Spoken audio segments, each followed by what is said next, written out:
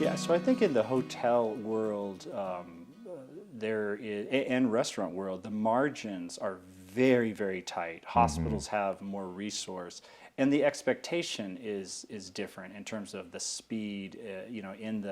In the hospitals, you have to be very sensitive. Some of your population cannot respond to pace. Pace Mm-hmm. may change dramatically. Mm-hmm. I think that one of the pages that we have to take out away from what's happening in the restaurant business or the hotel business is they survive on very lean margins. They're very, very disciplined.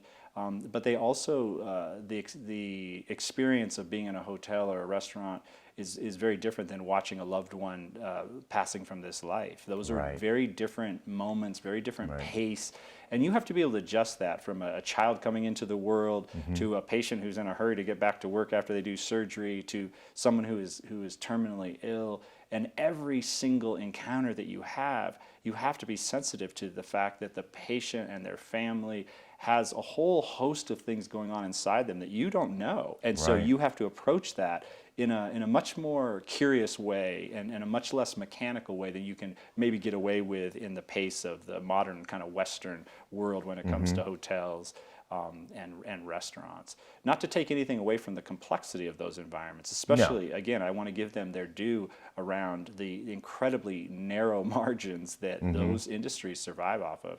They're also, I think, that's one of the, again, one of the challenges for us in healthcare. Healthcare is too expensive. Mm-hmm. We have to find ways to get a very high quality product and very high quality people, but be able to live, with less revenue, and Mm-hmm. that's something that is a great challenge. I Mm-hmm. think particularly in the rural healthcare space, Right. we have to be smart about how we do our training, how we bring people into our system, how we retain people, Right. how we advance them within our organization, so that we can constantly have stability and excellence that we're not having to recreate because half of our workforce decided to get up Mm-hmm. and go where they could